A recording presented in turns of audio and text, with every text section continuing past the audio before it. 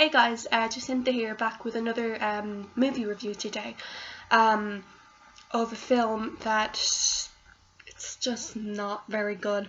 I watched it last night on Netflix. It had come out recently, I think it was a new Netflix film. It's called Secret Obsession. Now,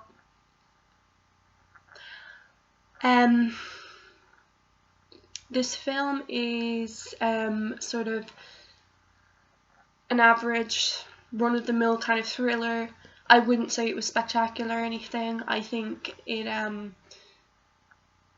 was very predictable, very predictable. Basically this film is about a woman who gets knocked down by a car, and she wakes up with amnesia, and this man comes in claiming to be her husband. He comes in claiming to be her husband, but he's not, and he's a bit creepy, right? But basically, after she's brought to the hospital, he brings her to a house, literally in the middle of nowhere, and he tells her that her parents both are dead, and that she quit her job. So basically, she is isolated with him. But then after seeing him burying something in the garden, which was actually a body, she starts being like, what the fuck? So she starts looking around for stuff and snooping around the house, and she soon realizes that he's not actually her husband, and her husband is someone else. Basically, her husband is dead, but he killed her husband because he was he knew her and the husband, but he was obsessed with her, and he wanted her to look at him and love him and be with him. So this was his way of, I suppose, doing that. At the start, we see her running, before she gets hit by the car, we see her running from someone with a knife. He was the one with the knife. Basically, he had broken into her home, killed her parents, then killed her husband, and he was trying to kill her, but she was running away from him, and she got away from him for a while, and basically she ended up getting knocked over by a car instead. So he said he'd use that to his advantage, and if she couldn't remember, he would, go in and pretend to be the husband. Basically, like, the whole idea with her losing her memory and, having an outsider come in and pretend to be her husband when he's been secretly obsessed with her. I think that's a really good concept for a film, and it had so much potential to be good, and it just wasn't. Like, it was a bit, as I said before, just predictable and run-of-the-mill. Basically, she ends up in the house with him, and when she figures out that he's not who he says he is, he basically ends up, he drugs her, and he ties her to the bed, her foot, and then basically she gets her way out of that restraint, and she runs down to the house. She runs down trying to get out of the house, and basically he hits her over the head, brings her back into the house, ties her back up, and then leaves. And then basically she gets out with the restraints again, and he comes and tries to get her again, and he starts chasing her again, and blah blah blah, and so it goes on, and then she gets, saved. Basically, there's a detective who had been looking into it, and he kind of started to cop on that this guy wasn't her husband, and you can see that going on parallel to what's going on in the house with him and her. And I guess that was mainly what stood out about it to me, was the fact that he, we saw the detective, we saw glimpses into his personal life as well, and he was kind of developed, and he wasn't just the detective who just comes in and solves it. It was more sort of balanced, I guess, and we saw two sides. We saw what was going on with them and what was going on with him and in his personal life too. And basically we see them, both their stories going on, and then it starts to kind of fit together, and then basically he ends up coming to the house in the end, gets hit over the head by the guy, gets locked in a thing, and he's going after the girl, and then she's running off, and then eventually the detective wakes up, he gets up, he finds her, he tackles your man to the ground when he has a gun and he's going to shoot her. And while they're fighting on the ground, she grabs the gun, shoots him, he gets up and goes to run at her, she shoots him again and he dies, and then they're both fine, and that's the end of the film. So that's really it. Like, it was very, like, that's the very predictable ending. You can see it coming. Like, you know that as soon as the detective starts coming, you know that she's gonna make it out alive. Like, it's gonna be okay. Like, 'cause there's two of them and all that. Like, that's happened in so many films. Like, it had. And basically, she comes into the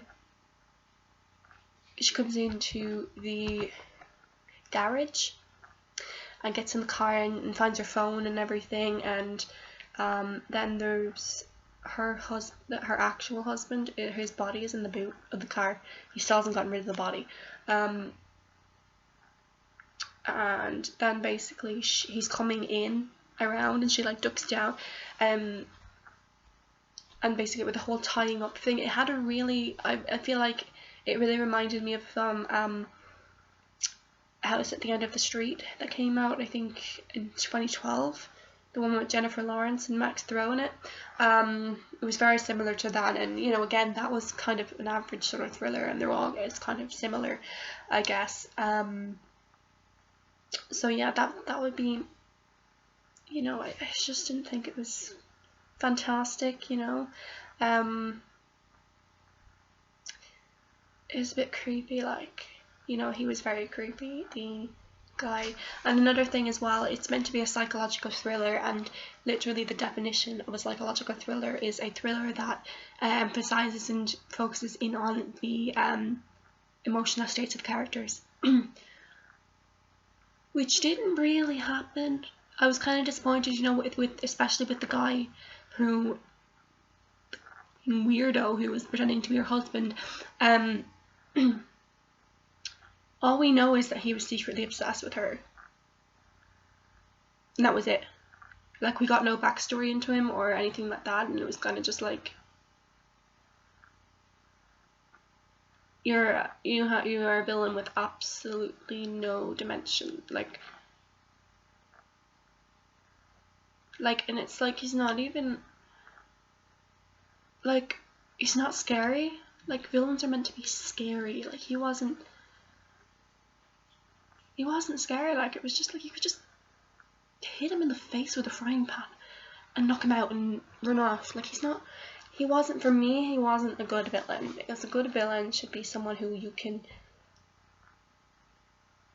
basically empathize with, but are also a bit like, oh shit, you would be scared of them if you met them. Like, you know, I think that constitutes a good villain, and he really wasn't a good villain. And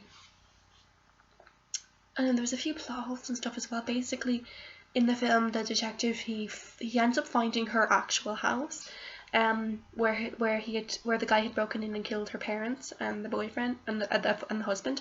But he killed the parents, and basically he killed them in their beds, and he pulls back the duvet to see them, and they're basically decomposing, the bodies. But then whenever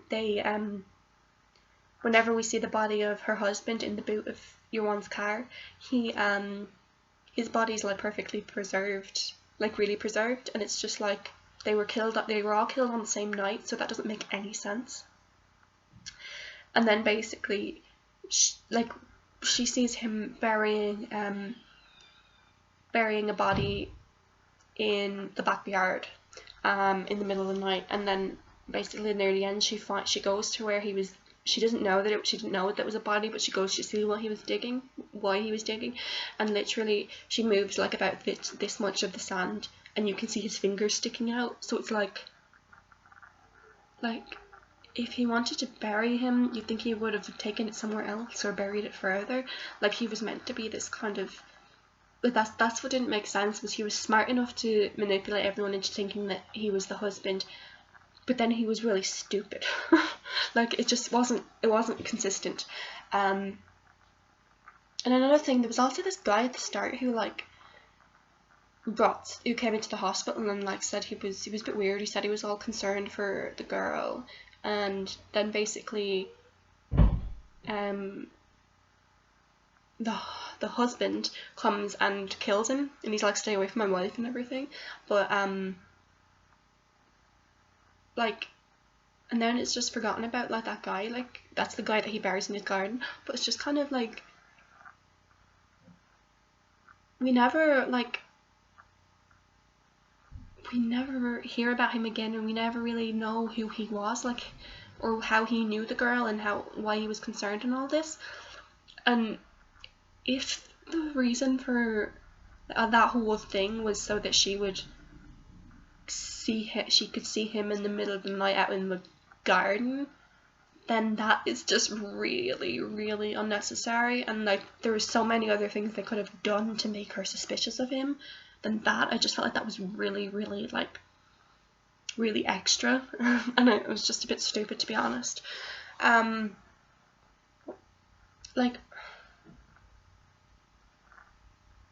I don't know, maybe I'm a bit critical, because I really do, thriller and mystery and stuff is my genre, and they're the kind of films that I love. And maybe I've seen so many of them that this just didn't rise to my standards. But maybe if you don't watch them that often, it might seem good to you, I guess, or if that makes sense. Maybe, like, there are elements of it that are a bit creepy, like, but at the same time, I think it's just another film. It's one in thousands of films, you know, that you could watch. And if you've seen tons of thrillers like I have, and you enjoyed them, like, you know, it's kind of a waste of your time, I'd say. But you know, you do you, I guess. So yeah, that is my review of Secret Obsession. It's a Netflix original, so it's available on Netflix if you want to watch it. If you've seen this, let me know what you think of it, and if you agreed with my review or not. I'd love to hear your thoughts. And don't forget to like, comment, and subscribe to my channel. Okay guys, bye!